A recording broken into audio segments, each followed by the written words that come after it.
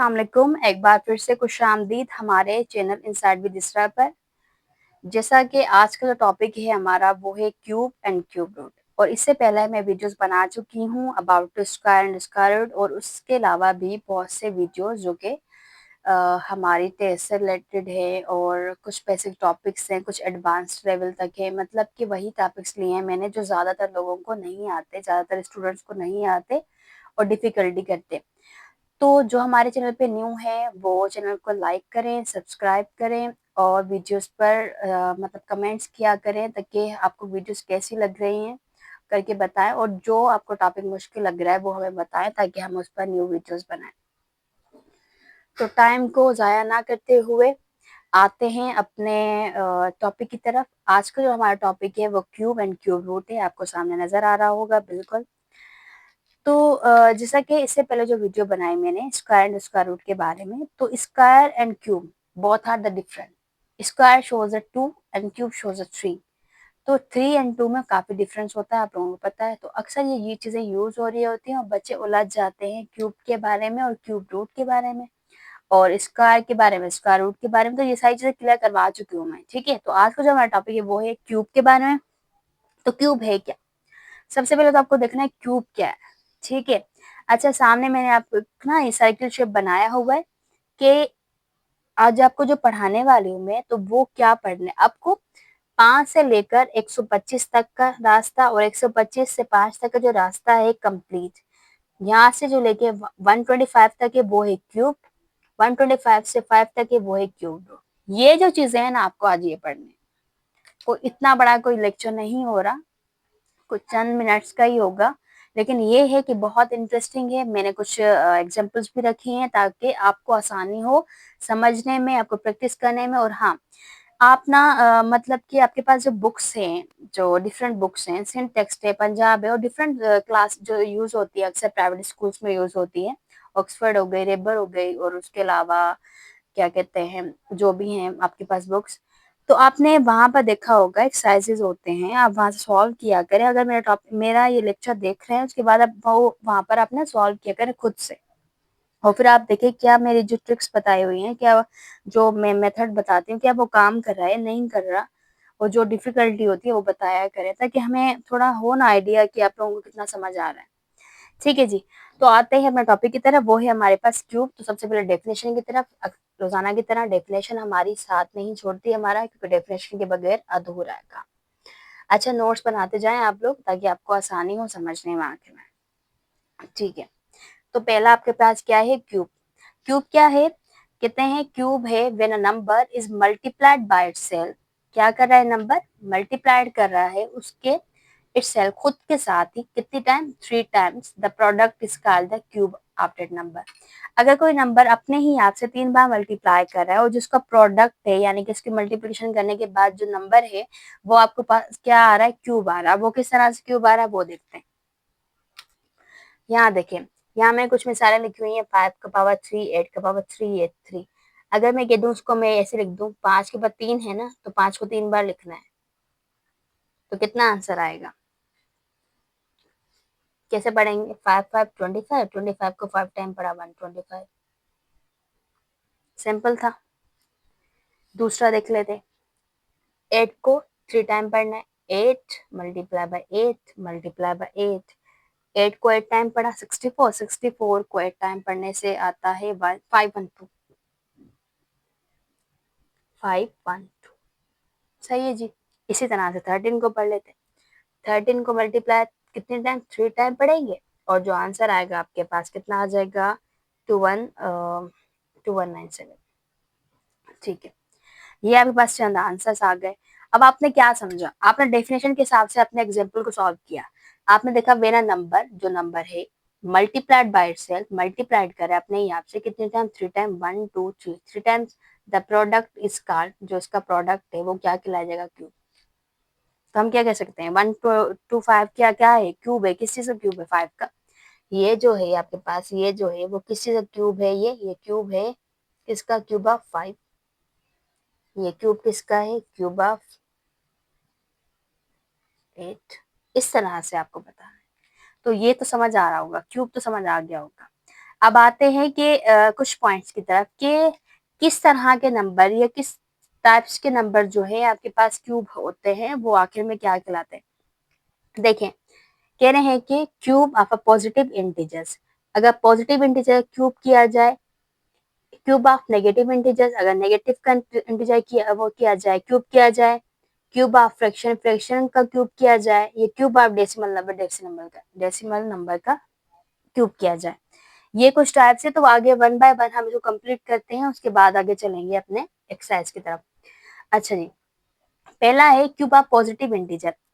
Cube of positive integer आपके पास किस तरह से है, जैसे कि मैं बता दूं पॉजिटिव इंटीजर किस किस को पता है, क्योंकि मैंने पहली अपनी जो वीडियो थी, मेरी नंबर वाली वीडियो थी, उसमें मैंने आपको बताया था इंटीजर्स को कहा जाता है।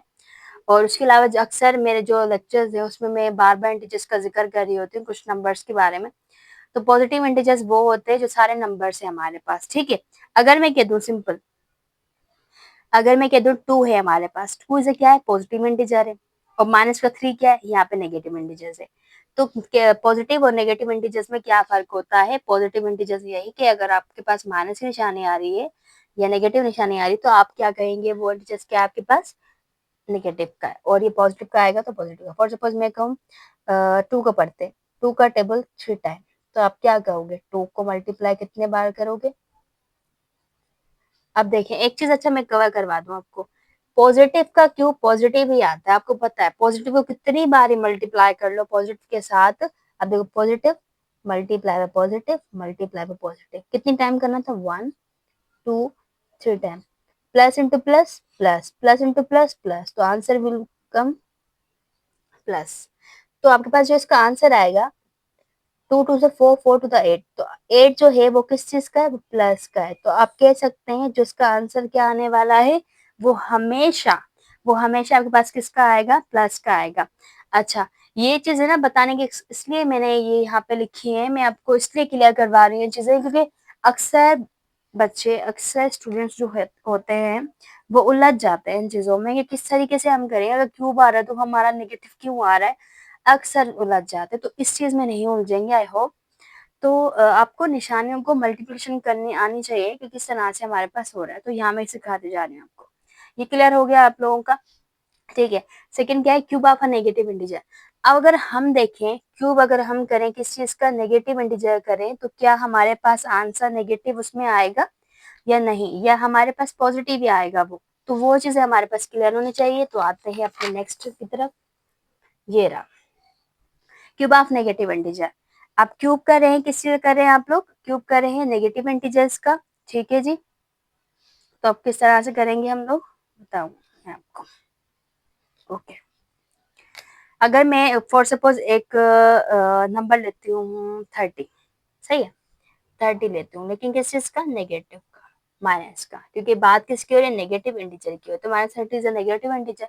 अगर मैं ये ले लेती हूँ, तो मैं अगर कहूँ कि इसको मल्टीप्लाई करें आप लोग, तो आप क्या करेंगे, आप कहोगे 30 का अगर आप क्यूब ले रही हैं तो आपको किस तरह से करना है, आपको इस माइनस के 30 को 3 टाइम लिखना है, माइनस के 30 मल्टीप्लाई बाय माइनस के 30 मल्टीप्लाई बाय माइनस के 30, इस तरह से।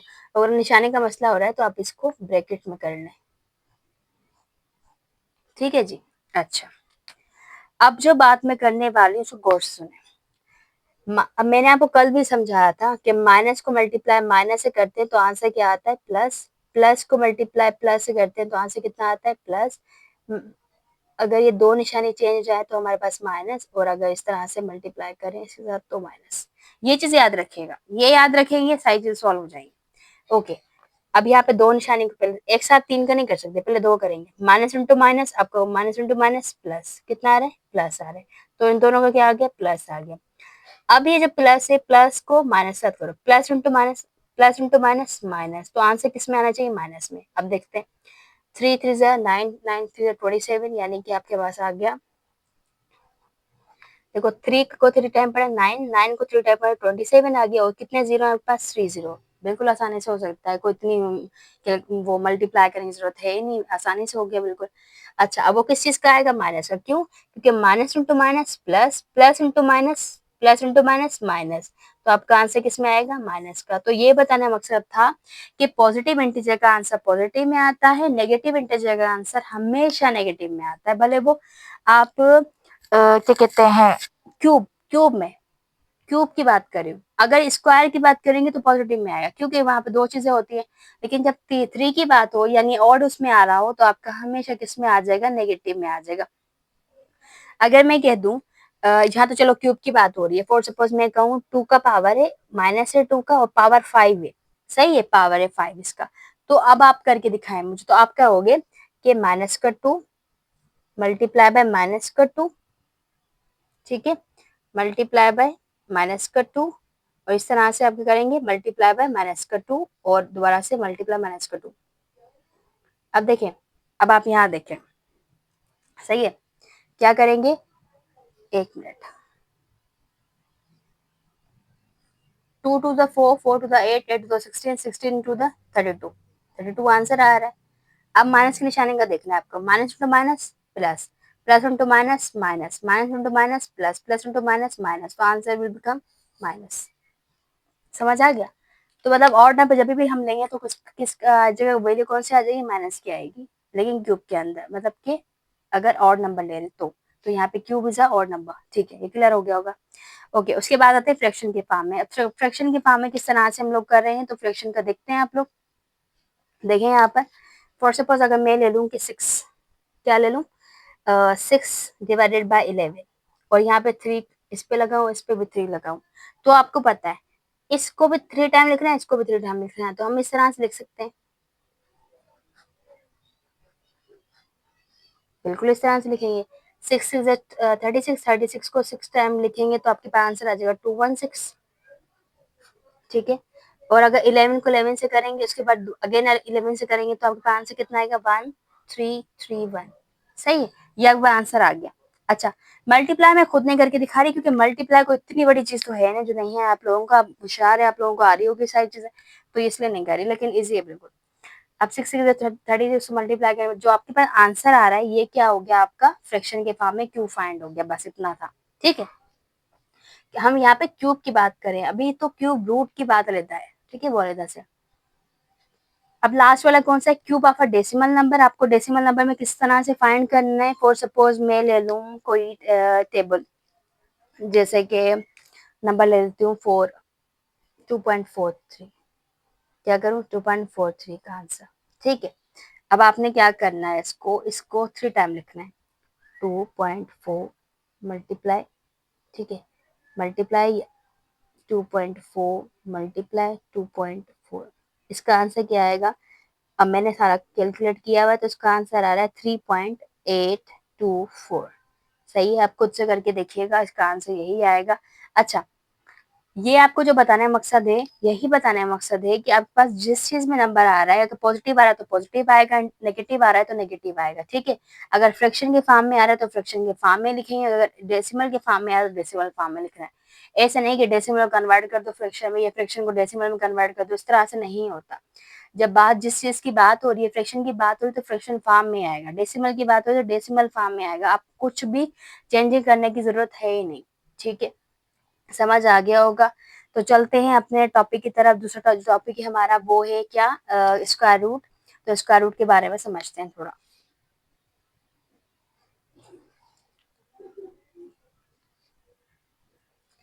तो ये जो हमारा टॉपिक है वो है क्या? स्क्वायर रूट, ठीक है जी। तो स्क्वायर रूट के बारे में आप समझने वाले। ओके, स्क्वायर रूट है क्या? सबसे पहले definition, the cube, oh sorry sorry sorry, square root बार बार निकल रहा है जहन मुंह से, वैसे क्यूब रूट है। Cube root, the cube root of a number is that number which is multiply 3 times to get the original number. आपने क्या करना है, आपको क्या मिलेगा? जो क्यूब रूट है, वो जो नंबर है आपके पास, फॉर सपोज मैं कह दूं 8, आपके पास क्या है? 8, 8 क्या है? क्यूब रूट के अंदर है। अब इसका आंसर आपको वो निकालना है जो ऐसा कोई नंबर जिसको 3 बार मल्टीप्लाई करने के बाद 8 आ रहा हो। तो मैं कह दूं कि 2, 2 को हम अगर 3 टाइम करते तो 8 आता, तो 2 एक ऐसा नंबर है जिसको क्या है? 3 टाइम करने से आ रहा है, ठीक है। अब वहां पे जो बात करते पहले हम स्क्वायर रूट में जो कर रहे थे, वो स्क्वायर रूट में क्या कहते थे? 2 होने चाहिए, लेकिन यहाँ पे किसकी बात हो रही है? 3, क्योंकि यहाँ बात किस चीज की हो रही है? क्यूब की बात हो रही है। तो ये तो हमें पता है कि 8 का 2 आ रहा है, लेकिन दूसरे नंबर से किस तरह से पता चले तो वो हम किस तरह से करेंगे तो वो भी बताते चलो। अच्छा, cube root of a number is that which is multiplied 3 time, यानी कि नंबर्स मल्टीप्लाई करने के बाद तो गेट ओरिजिनल नंबर, जो हमें ओरिजिनल नंबर है वो मिल जाए 3 बार मल्टीप्लाई करने के बाद। 2 का मल्टीप्लाई 3 करने के बाद हमें क्या 8 मिल रहा था, बिल्कुल मिल रहा था, ओरिजिनल नंबर मिल रहा था, बिल्कुल मिल रहा था। जो इसकी सिंबल होती है वो होती है 3, ये वाला रूट। अगर हम सिंपल रूट लिखते हैं तो ये जो बराबर होता है वो होता है स्क्वायर रूट की, किसके, स्क्वायर रूट के बराबर होता है। अगर 3 लगाते हैं तो 3 यानी क्यूब के रूट के बराबर हो जाएगा। सही है, ये समझ आ गया। अच्छा, इसको इसके नाम इसके नेम होते हैं। अगर हम बात करें इसके सिंबल की बात करें तो ये रेडिकल कहलाता है। अगर इसकी वैल्यू की बात करें रेडिकेंड कहलाती है। जैसे मैं कह दूं कि ये क्या है, रेडिकल, तो रेडिकल आप कहोगे ये है हमारे पास क्या, इसकी सिंबल है इसका। और जो रेडिकेंड है इसकी वैल्यू अंदर की जो एंट्री आती है। ठीक है, ये क्लियर हो गया आप लोगों का। और ये किसके बराबर हो रहा है, 3 के बराबर है। अब ये किस तरह से हो रहा है तो ये चीजें मैं आपको क्लियर करवा देती हूँ। अच्छा, यहाँ पे जो मैंने एक एग्जाम्पल रखी हुई है वो लिखी हुई है आपके पास, find out the cube root of 1728, यानी 1728 का आपने क्या करना है, आप लोगों ने क्यूब रूट फाइंड करना है। आपको तो पता है जब क्यूब रूट फाइंड करते हैं या स्क्वायर रूट फाइंड कर रहे होते हैं हम लोग, तो हमारे पास एक मेथड होता है, एक एलसीएम फॉर्म में जो मेथड होता है जिसको हम क्या कह रहे होते हैं, प्राइम फैक्टराइजेशन मेथड। वो हम किस तरह से करेंगे, इधर इधर क्या करेंगे, यूज करते जाएंगे। ठीक है। अच्छा, और उसके अलावा जो डिवीजन मेथड होता है हमारा, वो हमारा अक्सर यूज किस चीज में होता है, वो होता है स्क्वायर रूट में। वो किस लिए, क्योंकि वहां पर दो दो पेयर मिल जाते हैं। लेकिन क्यूब रूट के अंदर डिवीजन मेथड का कोई भी लेना देना नहीं है, यहाँ पर सिर्फ प्राइम फैक्टराइजेशन मेथड ही चलेगा। ठीक है, आते हैं अपने, इस तरह से हमें क्या करना है, ड्रा करना है। ओके, सबसे पहले आपने क्या करना है, वैल्यू को लिखना है 1, 7, 2 और 8। क्लियर, ये आप लोगों ने लिख देना है। सबसे पहले 2 का टेबल लगा दे, 2 का टेबल लग सकता है इस पे। 2 का टेबल कितनी बार लगेगा, चलो मैं इस तरह समझाऊं ताकि आपको नजर तो आए। ओके, क्या है, 2 का टेबल लगाएंगे। 2 का टेबल कितनी बार लगेगा, 2 एट द 16, इसको 1 दिया, 2 6 द 12, 2 4 द 8। फिर दोबारा से 2 का टेबल लगेगा, 2 4 द 8, 2 3 द 6, 2 2 द 4। सही है, फिर दोबारा से 2 का ही लग रहा है, 2 2 the 4, 2 1 the 2, 2 at the 2 6 the 12। फिर दोबारा से 2 का लग रहा है, 2 1 द 2 और 2 एट द 16। ऐसे ही हो रहा है, 2 एट द 16। लेकिन बीच में देखें, 2 1 2 डायरेक्ट 16 पे लगा रहे हैं तो बीच में आएगा 0 और एट द 16। ठीक है। अच्छा, दोबारा से 2 का ही लग रहा है क्योंकि यहाँ पर लग रहा है, 2 5 से 10 और 2 4 से 8, 2 2 द 4, 2 7 द 14। अब देखिए क्या आ गया आपके पास, 27 आ गया। क्या 2 का टेबल लगेगा अभी, दोबारा से नहीं लगेगा, अभी लगेगा किस चीज का, 3 का लगेगा। तो 3 का हम लगाते हैं, 3 का, 3 7 से 3 9 से 27 और 3 3 से 9, 3 1 से 3। यहाँ तक क्लियर हो गया आप लोगों को, हो गया होगा। ठीक है, अब आप लोगों ने क्या करना है, अब आप लोगों ने पेयर्स बनाने, सॉरी, अपने 3 3 का पेयर बनाना है अपने, मतलब कि वहां पे क्या कर रहे थे, दो दो का बना रहे थे, यहाँ पे बनाना है 3 3 का। किस तरह से वो देखें, यहाँ पे कितने 3 है, ये वाला यहाँ से यहाँ तक एक बन गया, दूसरा यहाँ से लेकर यहाँ तक बन गया और तीसरा यहाँ तक बन गया। सही है जी, बन गया। अब आप क्या करेंगे, सेम तरीका, प्राइम फैक्टराइजेशन मेथड जो है, सब कोई तरीका चेंज है ही नहीं। आप क्या करेंगे, इस तरह से 2 multiply by 2 multiply by 2 multiply by 3 multiply by 3 multiply by 3 multiply by 3 multiply by 3 multiply by 3। Clear, ये आ गया। अब आपने क्या करना है, कितने टाइम है, 3 टाइम, तो अब लिखिए 3 टाइम। और इसके अलावा, और हाँ, इसके सामने ये लगाते जाइए ताकि इसका तरीका हो, मल्टीप्लाई 3 का टेबल देखो, 3 को कितनी बार, 3 टाइम। सही है जी, समझ आ गया। आपने अब क्या करना है, सिंपल, आपने क्या करना है, ये 3 इसके साथ कैंसिल, ये 3 इसके साथ कैंसिल, ये 3 इसके साथ कैंसिल, आपके पास बच गया 2 multiply by 3 multiply by 3, 2 3 the 6, 6 3 the 8। दोबारा से करते हैं, 2 ओ सॉरी, यहाँ पे गलती, यहाँ पे 2 आएगा ना, 2 2 और 2। ठीक है, ओके, 2 टू द 4, 4 3 द 12। तो आंसर आपके पास कितना आ जाएगा? 12 का आ जाएगा। और आपने क्या फाइंड किया था इसका? तो आप कहोगे 1728 जो है वो किसके क्यूब के रूट के बराबर है? इसके बराबर है। समझ आ गया? और इसको क्यूब के फॉर्म में कर सकते हो इस तरह से, जैसे आपको ठीक लगे आप लिख लें। सही है जी, ये क्लियर हो गया? क्यूब रूट क्लियर हो गया? हो गया होगा। ओके, लास्ट इसका, अच्छा एक बात और समझा दूं, ये तो हमने पॉजिटिव नंबर लिया कि 1728 इज अ पॉजिटिव नंबर। तो हमारे पास क्या हो रहा है कि इसका आंसर कितना निकल रहा है? 12 निकल रहा है, पॉजिटिव का निकल रहा है।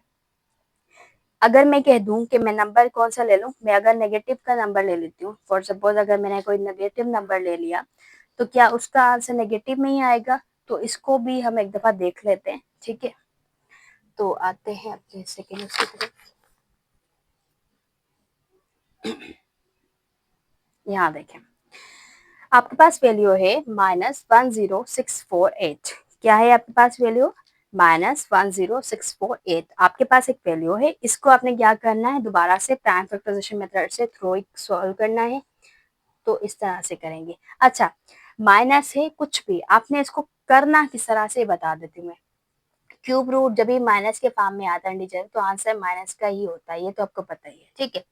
अब आप क्या करेंगे? 10648 आपने ले लिया, ठीक है? 10648 आपने ले लिया यहाँ पर। अब इसको सॉल्व करो। 2 का टेबल लगेगा, 2 5 से 10, 2 3 10 6, 2 2 द 4, 2 8 2 4 द 8। सही है? दोबारा से 2 का लग रहा है, 2 2 द 4, 2 6 से 12, और 2 6 से 12 आ गया। फिर वंस अगेन इसको देखो, 12 था ना, 13 है यहाँ पर, एक इसको दे देंगे, 2 6 से 12, और 2 2 से 4। सही है? फिर दोबारा 2 का लग रहा है, 2 1 2 2 2 3 से 6, 2 3 से 6, 2 1 2। ठीक है? अब देखें यहाँ पर आ गया 1 1, लास्ट में 1 1 आ गया। तो 11 का टेबल लगा के देखते हैं। 11 का टेबल हम लगाएंगे, 11 वन 11, ठीक है? बाकी कितने बच रहे थे यहाँ पर? देखें आप, 11 का लगा लिया, बाकी जो दो इसको यहाँ बच गए। 11 को कितनी बार पढ़ते हैं? 11 को 2 टाइम पढ़ते हैं, 22 आता है। फिर इसको दे देंगे एक, 11 को 1 टाइम पढ़ा, फिर 11 को 11 टाइम पढ़े 121 आता है। 11 को 1 टाइम पढ़ने से 11 आता है। तो ये आसान है, कोई मुश्किल चीज़ नहीं है। आपने क्या करना है? दोबारा से रूट के फॉर्म में लिखना है। कितने पेयर बने? एक 2 का और एक कितना? 11 का। तो आप यहाँ पे कैसे लिखेंगे? 2 multiply by 2 multiply by 2 multiply by 11 multiply by 11 multiply by 11। ठीक है? अब आपने क्या करना है? यहाँ पर भी एक minute, 2 power 3 multiply by 11 power 3। सही है जी, आ गया ये वाला। तो अब देखिए, ये आपस में कैंसिल हो जाएंगे, तो बाकी कितना बचा? 2 मल्टीप्लाई बाय 11। ठीक है? कितना आ गया? 11। तो 11 को मल्टीप्लाई 2 से करते हैं, तो आंसर कितना है? 22। तो आप कहेंगे जो ये वाला था, इसका जो रूट है कितना था? माइनस के 10648 के जो रूट्स निकले थे हमारे पास, क्यूब रूट जो था वो कितना निकला? माइनस का 22। समझ आ गया आपको? तो ये बात बताने की थी असल मुझे, कि आखिर में आपको माइनस लगा देनी है, इसके अलावा कुछ भी नहीं। यहाँ से क्या हो गया? आपका प्रूव हो गया। क्लियर हो गया होगा? तो ये था हमारा छोटा सा topic about the cube and cube root के बारे में। आई होप आप लोगों को समझ आया होगा। तो अगर समझ आया हो, आपको वीडियो अच्छी लगी हो, लाइक करें, कमेंट करें, और हमारे चैनल को सब्सक्राइब करें, और वीडियो को, लेक्चर्स को शेयर, चैनल को शेयर करें दूसरों के साथ, ताकि उन्हें भी हम हमारे मतलब चैनल से फ़ायदा हो, वीडियोस को देखें वो भी, ताकि वो अपने टेस्ट वगैरह में अच्छे मार्क्स लेके आ सकें। ठीक है? तो मिलते हैं अपने नेक्स्ट लेक्चर के साथ। तब तक के लिए अल्लाह हाफ़िज़। अपना बहुत ख्याल रखिएगा।